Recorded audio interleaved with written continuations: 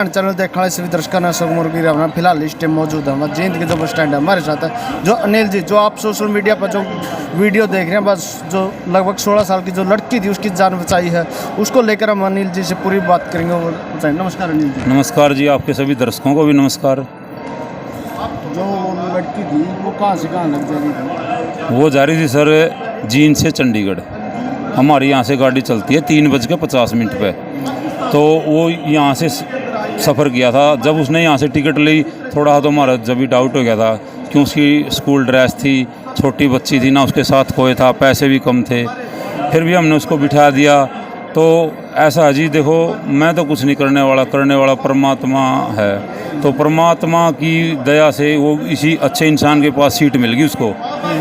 तो फिर सफ़र में चलते रहे जी, चंडीगढ़ पहुंच गए। 3-4 घंटे का रास्ते में सफ़र है। मैं तो उस इंसान को, उस लड़की के लिए भी, हमारे के लिए भगवान मानू हूँ, क्योंकि उसने हमारे को बताया भाई ये लड़की, वो 3-4 घंटे पास में बैठे बंदा तो जान पहचान हो, जिस बातें करे आपस में, पूछता रहा बेटा क्या करते हो, कहाँ से हो। वो मेरे को पहले उतर गया, वो बस स्टैंड से, वो उतरते हुए मेरे को पहले बताया गया भाई ये लड़की परेशानी में है, आप थोड़ा इससे बस स्टैंड पर पहुँच के संपर्क कर लेना। तो मैंने उससे वहाँ बस स्टैंड पे पहुँच के बुलाया, बेटा आगे आओ, क्या बात है, कहाँ जाना है, कौन है आपके साथ। वो कहने लगी अंकल मेरे साथ कोई नहीं, मेरे को अमृतसर जाना है, ना मेरे पास किराया है, स्कूल का बैग था, स्कूल की बुक थी उसमें सारी। तो फिर मैंने पूछा बेटा किराया भी देंगे तेरे को और आगे बस में भी बिठा देंगे, लेकिन पहले हमारी किसी से बात करवा दो, संपर्क करवा दो, घर वालों से या किसी रिश्तेदार से। उसने नंबर नहीं दिया जी, 2-3 घंटे बातें चलती रही, कोई नंबर नहीं दिया। बाद में फिर काफ़ी टाइम के बाद 10 साढ़े 10 बज गया, 8 बजे पहुंच जाती हमारी वहाँ बस। 2-3 घंटे बाद उसने उसका नंबर दे दिया जिसके पास जाना था। बोले अंकल उसका नंबर मैं उसका दे दो। उससे बात की, उसने ढंग से बात नहीं की, हमारे को गलत सलत बोलने लगा। फिर लड़की की बात करवाई, उसको भी गलत सलत बोलने लगा, मैं जानता नहीं कौन है, कहाँ की है तू, कैसे है, पता नहीं क्या क्या। फिर बाद में वो फ़ोन स्विच ऑफ कर गया। 2-3 बार ट्राई करी हमने। उसकी दोस्ती किस प्रकार हुई थी?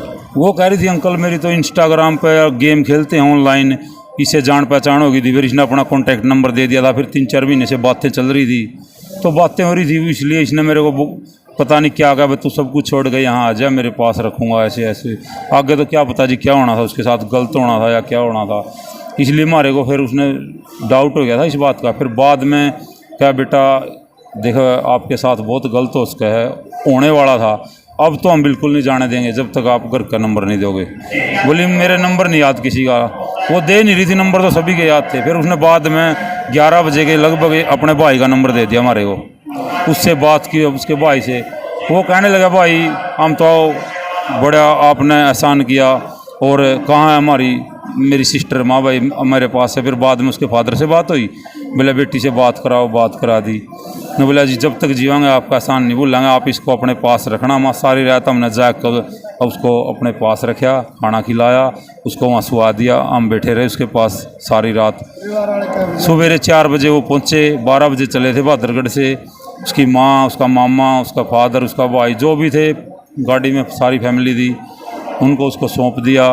और माँ बाप बेटी को कुछ कहना नहीं, गलत है, चलो मछोर बुद्धि है, बच्ची है, नादान है, गलती किसी से भी हो सके है।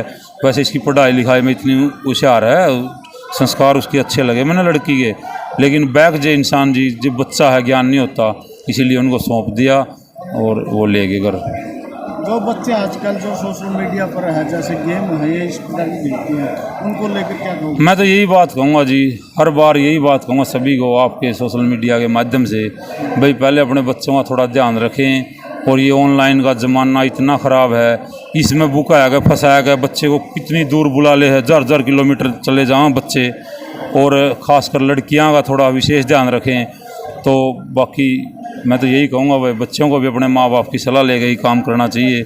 इसीलिए मैं तो यही कहूँगा, बच्चों को यही संदेश दूँगा, कोई गलत काम ना करें ऐसा। हमारे साथ अर्केश का परचाई से बात। नमस्कार जी। नमस्कार भाई, धन्यवाद। जो आज आपने खटखट टोल कमेटी ने जो अनिल जी को सम्मानित किया, आप क्या कहना चाहोगे इसको लेकर? हम तो एक बात है, सामाजिक कामों के लिए हमेशा तैयार रहते हैं, और खटखट टोल भी इसीलिए सामाजिक जो कार्य करता है, नहीं चाहे वो किसी भी फील्ड में हो, चाहे रोडवेज में हो, चाहे मतलब किसी डिपार्टमेंट में, चाहे किसानों में हो, वो बड़े अच्छे लगते हैं। अब जो इन्होंने उस बहू बेटी की इज्जत बचाने के लिए, हमारा समाज है इसीलिए लिखा हुआ देखते थे बेटी बचाओ और बेटी पढ़ाओ, लेकिन हकीकत में आज देखा कि बेटी बचाने वाले भी हैं। इन्होंने उस बेटी की इज्जत बचा करके हमारी समाज की सारे की इज्जत बचाई है। मैं तो इनको तहे दिल से धन्यवाद करता हूं और खटखट टोल की तरफ से बार बार तहे दिल से धन्यवाद करता हूं, क्योंकि ऐसे ऐसे इंसान कम ही मिलते हैं।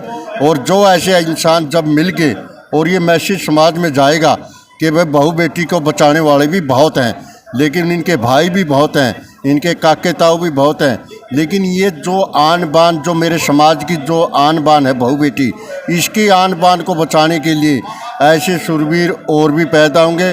और ऐसे ऐसे इंसानों के हम बार बार तहे दिल से इनका धन्यवाद करते हैं कि ऐसे ऐसे इंसान इस धरती पर जन्म लेते रहें और इस समाज की बहू बेटी की इज्जत बचाते रहें।